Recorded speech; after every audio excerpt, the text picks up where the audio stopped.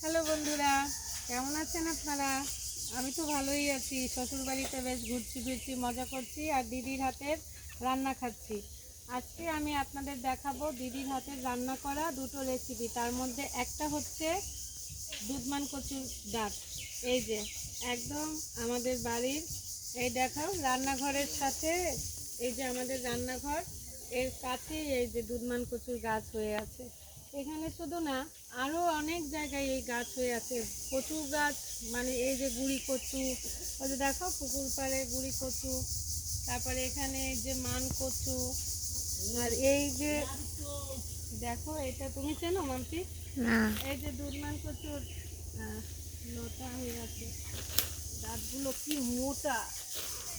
আমি আসলে আগে এই খাবারগুলোর প্রতি এত আকর্ষণ আমার ছিল না, কিন্তু এই যে টিভিতে ব্লগে দেখে ওনারা এত সুন্দর রান্না করা দেখায়, এই রান্নাগুলো আমি নিজে যদিও ট্রাই করে খেয়ে দেখেছি বাড়ি থেকে নিয়ে ঢাকায়, খুবই ভালো লাগছে। এই যে দেখুন গাছগুলো, গ্রামে আসলে কি অযত্নে অবহেলায় অনেক কিছু করে থাকে, যেগুলো আমরা শহরে পাই না। হ্যাঁ, শহরে আমরা অনেক সময় খুঁজেও পাই না, আমাদের গ্রাম থেকে নিতে হয়। যে এখানে এত হয়ে থাকে যে ওদের অত দৃষ্টিও থাকে না যে এত ভালো একটা জিনিস এভাবে হয়ে আছে, এই যে পড়ে আছে। তো ওরা শুধু আমরা বাড়িতে আসলে কিভাবে মাছ মাংস পোলাও এগুলো খাওয়াবে সেই চেষ্টা করে, কিন্তু আমরা বলি না, আমাদের একটু এই যে গ্রামের এই টাটকা জিনিস, সবজি শাক সবজি এগুলো খাওয়াও, এগুলোই আমাদের খেতে ভালো লাগে। তো চলুন দেখবেন দিদির রান্না করা কি যেন, এটা দুধমান কচুর ডাঁট দিয়ে, কাঁকড়া দিয়ে, চিংড়ি দিয়ে একটা তরকারি এবং ঝিঙা ভাপা। আমরা আজকে দুধমান কচুর ডাঁটা রাঁধতেছি। এই আগে তেল দিলাম, তারপরে পেঁয়াজ দেব, এই পেঁয়াজ দিলাম। এখন একটু নাড়াচাড়া দেবো পেঁয়াজে। এই চিংড়ি মাছ আর কাঁকড়া দিলাম, আগে ভেজে নেব। আগে ভেজে নেব। এই ভাজার মধ্যে একটু মরিচ পরিমাণ মতো আর একটু হলুদ দেবো, তারপরে এটাতে নাড়াচাড়া দেবো। এই স্বরূপকাঠিতে নারকেলেরও বেশি হয় ফলন না, এজন্য তোমরা অনেক পাতা পাও রান্না করার সময়। এই যে সুপারি গাছের বাল। এখন একটু জল দেবো, জল দেবো, জলের ভিতরে একটু তেল দেবো, তারপরে দিয়ে দিতে হলুদ, মরিচ পরিমাণ মতো না, যে কচু যেরকম তো খায়। একটু মরিচ বেশি লাগে। কাঁচামরিচ তো দিবা। হ্যাঁ, তারপরে এই ধনিয়ার গুঁড়ি, তারপরে জিরা বাটা, এই জিরা বাটা, তারপরে লবণ দেবো। এই হলো গিয়ে লবণ। তুমি রান্না করো, আমি আগুনের আর জাল। কচু তো একটু চিনি লাগে, কচুতে একটু চিনি লাগে। হ্যাঁ, কচু জাতীয় যে কোনো রান্না একটু চিনি দিতে হয়।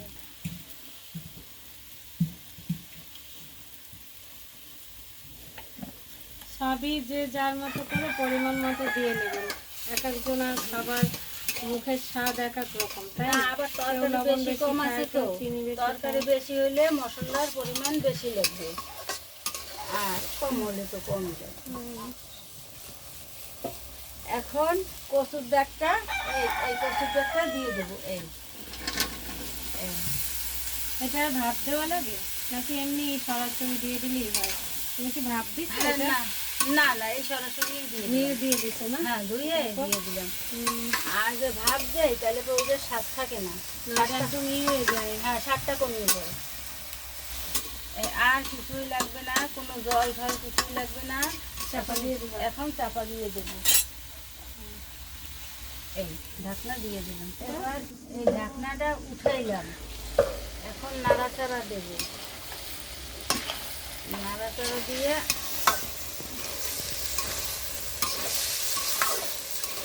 এটা কি মাখা মাখা হবে নাকি একটু ঝোল ঝোল হবে? এটা মাখা মাখা হবে।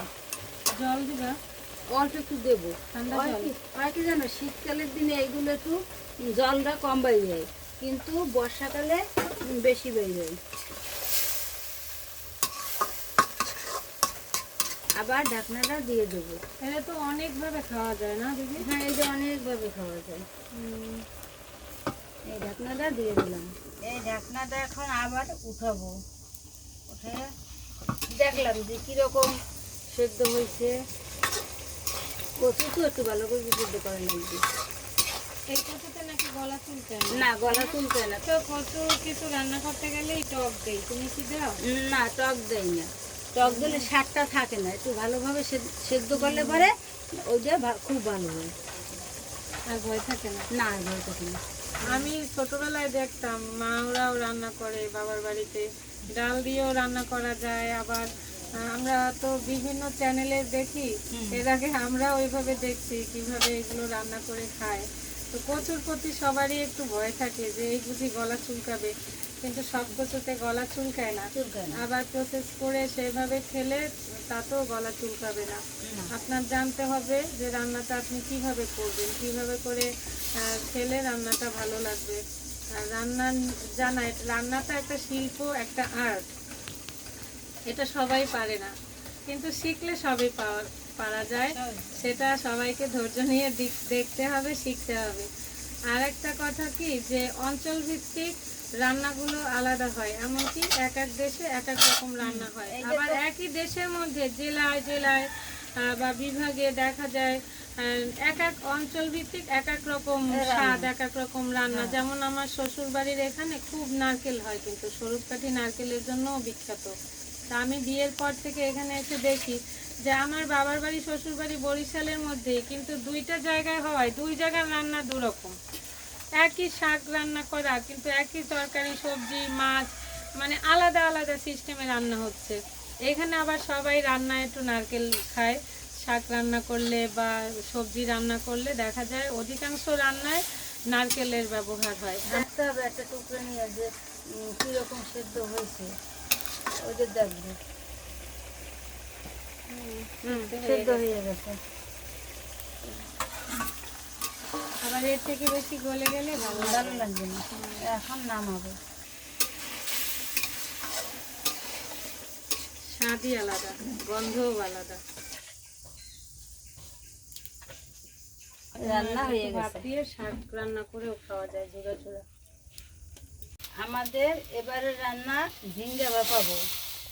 আগে কড়াইতে জল দিলাম, তারপরে জলের ভিতরে তেল দিলাম। এই সিস্টেমটা কিন্তু আমি নতুন দেখতেছি দিদি, এবার আসার পরে। তোমার নতুন সিস্টেম হয়েছে না? তারপরে দিদি সিস্টেমে একটু রান্না করে গেছে। ধনিয়ার গুঁড়ি দিলাম, পরিমাণ মতো দিতে হবে। তারপরে হলুদের গুঁড়ি দিলাম। তারপরে একটু পরিমাণ মতো জিরে দিলাম। জিরা বাটা। 2 চামচ। তারপরে কাঁচামরিচ আর ওই সরিষা এই বাটা দিলাম, পরিমাণ মতো দিলাম, যতটুকু তরকারি। তারপরে নারকেল বাটা, তো সব একসাথে দিয়ে দিলাম।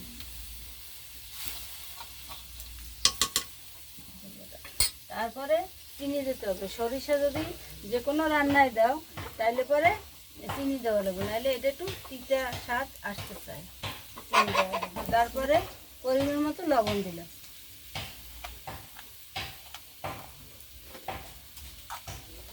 এখন নাড়াচাড়া দেবো। নাড়াচাড়া দিয়ে এই যেটু ইয়ে করিয়ে তারপরে কষাবো। কষায় জল দেবো। ঝিঙা হইতে তো বেশি সময় লাগে না, ঝিঙা হইতে বেশি সময় লাগে না, পরিমাণ মতো সব কিছু দেওয়া দরকার।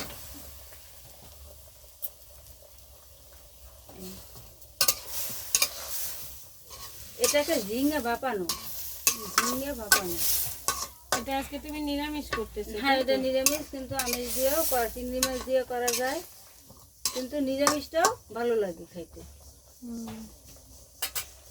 একটু পরিমাণ মতো জল দিয়ে এটারে ঢেকে দিলাম, এটারে ঢাকনা দিলাম। এই দিদি, তোমার কাছে এই রান্নাটা আমি আজকে একেবারেই সহজভাবে শিখে গেলাম, বুঝছো? এটা আমার সুবিধা হলো, আমার সময় বেঁচে যাবে। কারণ আমি এতদিন এই ঝিঙা ভাপাটা যেভাবে করতাম তার থেকে দেখলাম দিদি অনেক সহজে করলো। আমি কি করি জানো, চিংড়ি মাছ দিয়ে যখন করি, চিংড়ি মাছটা তো আগে ভেজে তুলে রাখি, তারপরে তোমার ওই যে তোমার দেওর সে আবার পেঁয়াজ খায় এই রান্নাটা, এর ভিতরে পেঁয়াজ খায়। তো পেঁয়াজ কুচি দিয়ে চিংড়ি মাছটা দিয়ে এই পরিমাণ মতো যা যা মশলা দেবার সেটা দেই আর কি, দিয়ে ওইটা কষানোর পরে একদম হালকা, যদি টাটকা একদম ঝিঙা হয় তাহলে তো সেরকম জল লাগে না, না, একটু কম আর লাগে। যদি না হয় তাহলে একটু জল দিয়ে ওর মধ্যে ঝিঙাটা দেই। আর পরে ওই যে সরিষা, নারকেল, কাঁচামরিচ দিয়ে ওইটা বাটার পরে ওই নামানোর কিছু সময় আগে, যখন সিদ্ধ হয়ে আসে তখন নামানোর কিছু সময় আগে ওই বাটাটা দিয়ে তারপরে যখন ওইটা মাখা মাখা হয়ে আসে পেস্টটা তখন নামাই। ঝিঙাটা হয়ে আসে, এখন দিয়ে একটা নাড়াচাড়া দিয়ে এই নামাইয়ে ফেলবো। এটাকে বেশি সিদ্ধ করা যাবে না, বেশি সিদ্ধ করলে একটা বেশি নরম হয়ে যাবে, যার জন্য একটু শক্ত রাখতে হবে। সবজি সবসময় হালকা একটু শক্ত, মানে একটু হ্যাঁ, ডাকে হ্যাঁ। লাগবে, ওইটা ভালো লাগে, ভালো মিষ্টি লাগে। মিষ্টি লাগে। ঘাটানো ঘাটানো ভালো লাগে না, ভালো কচুর লাগে না। শাকের মতো বাটায় দিলে ওটা ভালো লাগবে না। এই দেখো তো, তুমি একটু খাইয়ে দেখো তো কেমন হয়েছে। খাবো, আমি আর কত কিছু খাবো। হ্যাঁ, আর খাও। আগে দেখাই বন্ধুরা, হ্যাঁ, নারকেল এই যে মা দিল, বাড়িতে অনেক নারকেল হয়, অনেক নারকেল গাছ আছে, এটা খেতে কিন্তু খুবই অনেক ভালো। সুস্বাদু।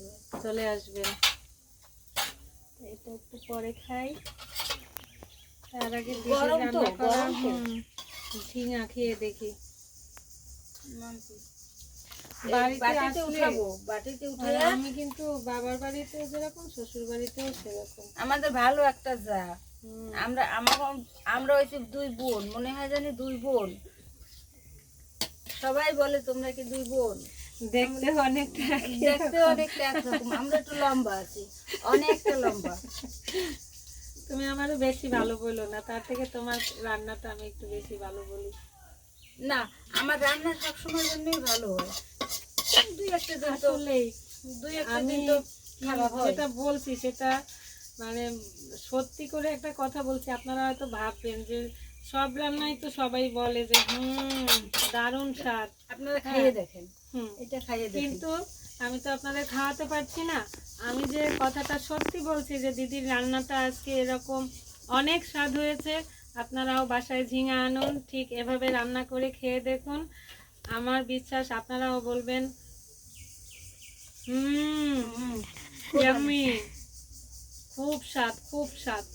আজকে আমি দিদির রান্না করা দুটো রেসিপি আপনাদের দেখালাম, কেমন লাগলো খেয়ে বলবেন, খেয়ে কমেন্টস করবেন যে কেমন লাগে, ঠিক আছে? এভাবেই আমি বাড়িতে এসে আমাদের এখানের রান্নাগুলো আপনাদের দেখাবো, আপনারা অবশ্যই দেখবেন, আমাদের ভালোবাসবেন, আমাদের পাশে থাকবেন, সাবস্ক্রাইব করবেন আমাদের চ্যানেলটিকে। তো আজকের মতো এ পর্যন্তই, টাটা, বাই।